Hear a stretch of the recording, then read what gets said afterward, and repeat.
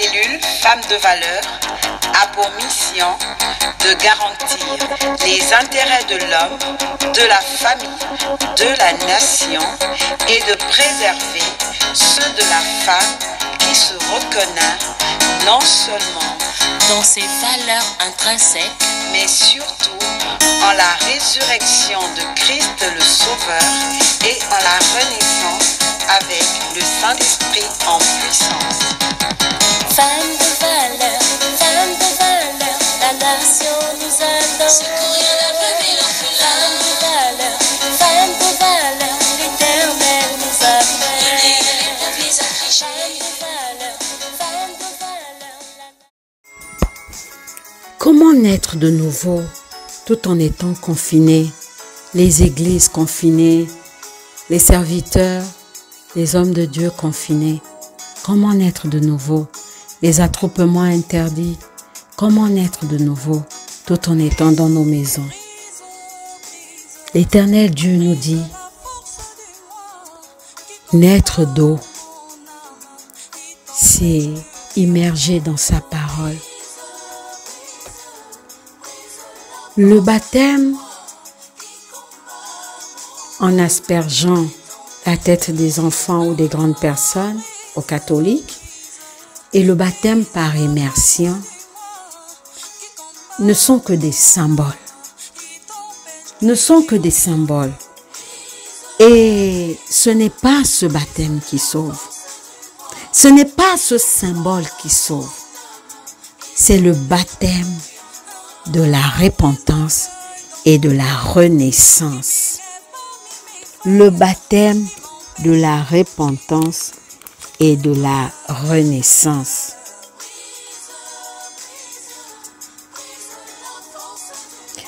Parce que la transformation de vie, le changement de vie ne peut se faire que lorsque nous-mêmes nous prenons conscience de nos erreurs. Nous prenons conscience de la voie sur laquelle nous étions hier et la voie vers laquelle nous voulons partir dorénavant. C'est notre âme et notre esprit qui devrait dorénavant guider notre corps charnel. Parce que dans la parole de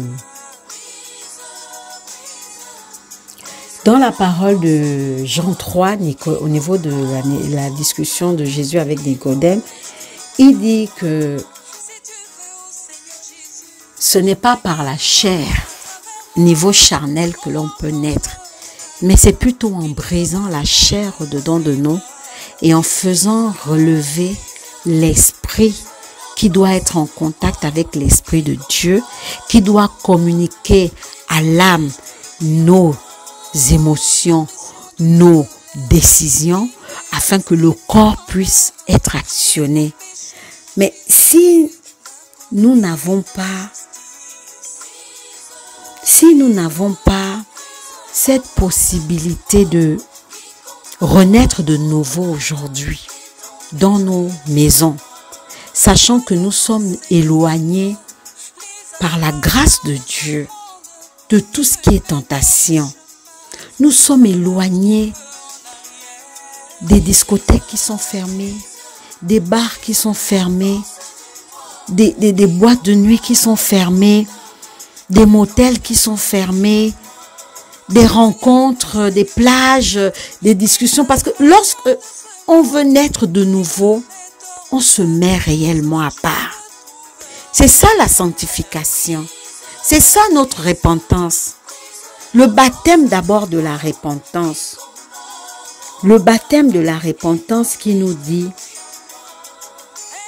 qu'il faut se détourner de tout ce qui n'est pas bon. Mais par la grâce de Dieu, nous avons cette capacité de nous détourner déjà des convoitises. Parce que nous n'avons plus cette possibilité d'aller dans certains endroits. Donc c'est nous qui avons cette grâce. Mais nous devons déjà prendre des résolutions. Une fermeté d'esprit pour dire, même lorsque ces choses vont ouvrir, si j'ai pu vivre qu'un jour sans aller dans un motel, si j'ai pu vivre 15 jours, je ne suis pas allée en boîte, j'ai pu vivre 15 jours, je ne suis pas allée convoiter la femme d'autrui, j'ai pu vivre 15 jours ou 30 jours ou 10 jours. C'est plus que 3 jours de jeûne d'Esther. On a fait plusieurs jours. C'est ça, se mettre à part. Le Seigneur nous a imposé la sanctification. La sanctification, il nous a mis à part. Loin des convoitises du monde. Et c'était pour permettre ce baptême dans nos maisons. L'eau, c'est la parole. L'eau représente la vie. L'eau représente le baptême de la renaissance, en passant par le baptême de la repentance. Confesser nos fautes, confesser nos péchés, confesser nos erreurs. Je lis la parole de Dieu dans le livre de Matthieu 3, à partir du verset 5 jusqu'au verset 7. Les habitants de Jérusalem, de toute la Judée et de tout le pays des environs du Jourdain se rendaient auprès de lui. Auprès de qui? De Jean-Baptiste. Et confessant leurs péchés, ils se faisaient baptiser par lui dans le fleuve du Jourdain. Mais voyant venir à son baptême beaucoup de pharisiens et de sadducéens, il leur dit: race de vipères, qui vous a appris à fuir la colère à venir. Verset 8. Produisez donc du fruit digne de la repentance et ne prétendez pas dire en vous-même: nous avons Abraham pour père. Car je vous déclare que de ces pierres, si Dieu peut susciter des enfants à Abraham. Race de vipères qui vous a appris. Ça veut dire que les pharisiens qui autrefois enseignaient les fausses doctrines au peuple, quand ils ont entendu que Jean faisait le baptême de la repentance et le baptême des eaux, ils ont accouru parce qu'ils ont compris que c'était la vérité. Mais Jean les enseigne quand même en leur disant: confessez d'abord vos péchés. Personne ne peut venir au Père sans la confession des péchés. La repentance sans la confession des péchés, ce n'est pas possible. Et cette repentance n'est pas celle que vous êtes obligés de faire devant les hommes, devant un homme comme vous et moi, pécheurs, parce que nous sommes sur la terre. Ce n'est pas de ce péché, de cette confession dont il s'agit. Dans le secret de vos chambres, vous implorez à genoux la grâce de Dieu et vous libérez tout péché commis par vous-même. Et vous demandez même les péchés oubliés, enfouis dans la mémoire, parce que c'est possible. Nous avons posé des actes mauvais et méchants depuis des années. Mais ce n'est jamais revenu à la surface parce que nous les avons oubliés en pensant que tout est fini. Repartez, dire au Seigneur que si vous avez des péchés cachés, que lui-même il vienne, il vous les révèle afin que vous puissiez les confesser. Si la révélation n'arrive pas, que lui-même les efface. Et vous vous noyez dans le sang de Jésus. Et vous demandez le sang de Jésus de vous laver. Esprit, âme et corps. Ne purifiez pas que le corps. Parce que l'esprit commande l'âme. Et l'âme commande le corps.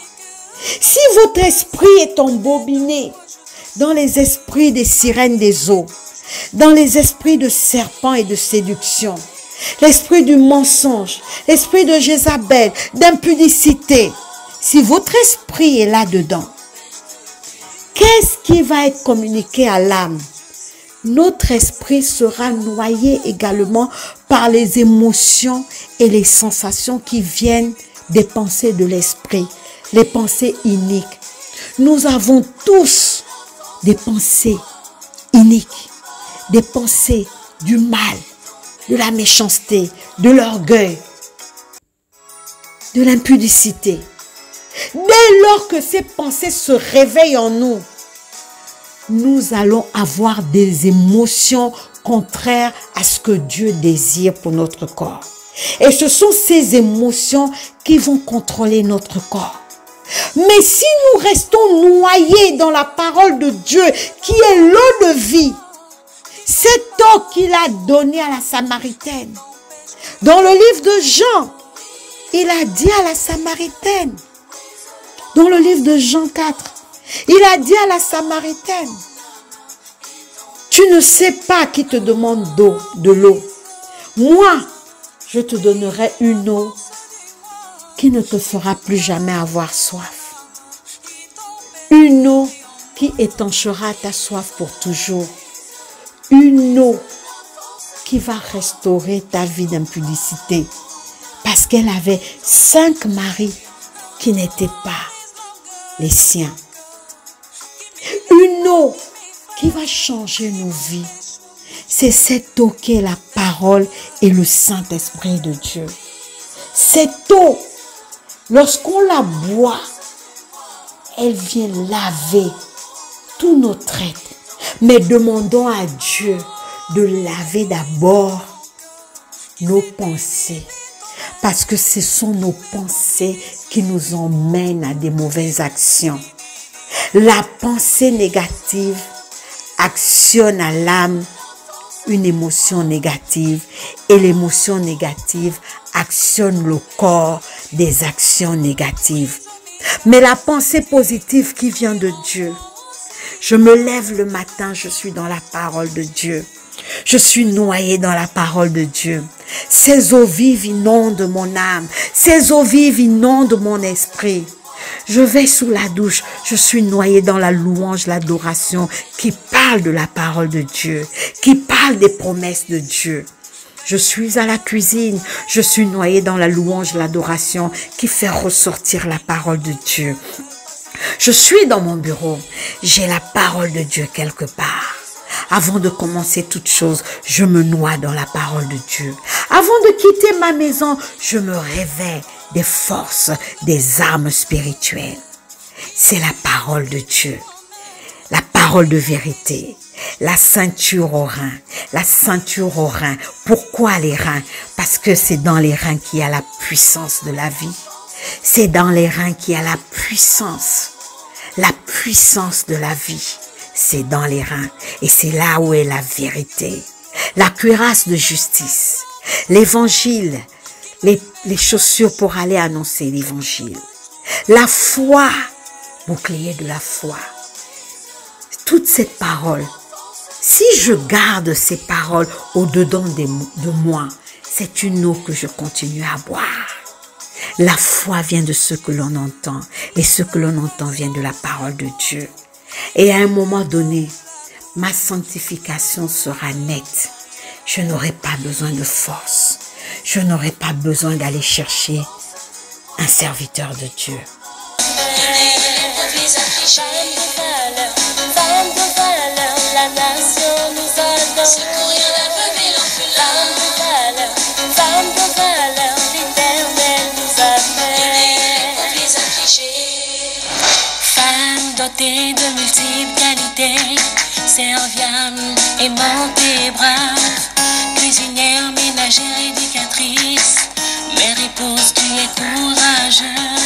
Oh femme, soyons des modèles, selon le cœur de Dieu. Maman Jeanne, mère, épouse, grand-mère d'amour et d'expérience, point de référence pour la génération présente et future.